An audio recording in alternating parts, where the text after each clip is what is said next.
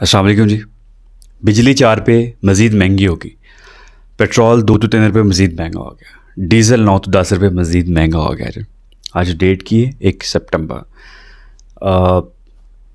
की कह सकते जनाब, जे कोई कहेगा तो सॉफ्टवेयर अपडेट हो जाएगा, जे कोई हुकूमत ने कोई कहेगा तो गद्दारी का मुकदमा हो जाएगा, जे कोई एहतजाज करेगा तो परचा कटिया जाएगा। सिंध हुकूमत के लोगों ने एहतजाज किया कि वडेरिया ने जनाब उन्होंने ज़मीनों के अपने पानी ज़मीन बचाने वास्ते तो उन्होंने घर पानी छड़ दिता, पिंडा च पानी छड़ दिता।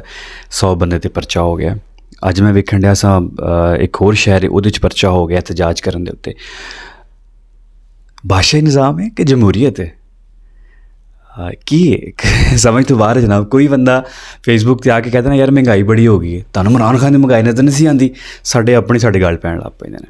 ठीक, घर उन्हां दियां मावां उन्हां दे प्यो कहण दे ने पुत्र को काम कर लो, वो कहंदे ने कुछ बचदा नहीं मेरे को, जिवें मैं कहना अजकल कुछ बचदा नहीं, तो बाहर आके वो मुखालफत करते हैं महंगाई के खिलाफ बोलण दी भी।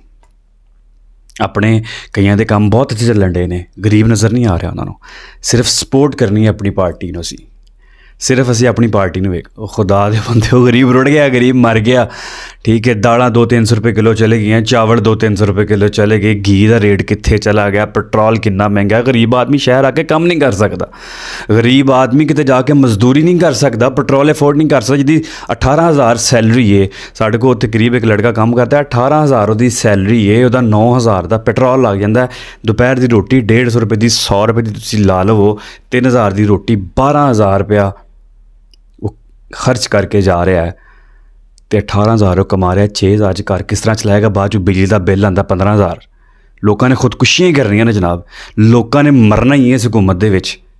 जेड़ा आवे खुदा दा वास्ता गरीब का भी सोच ले।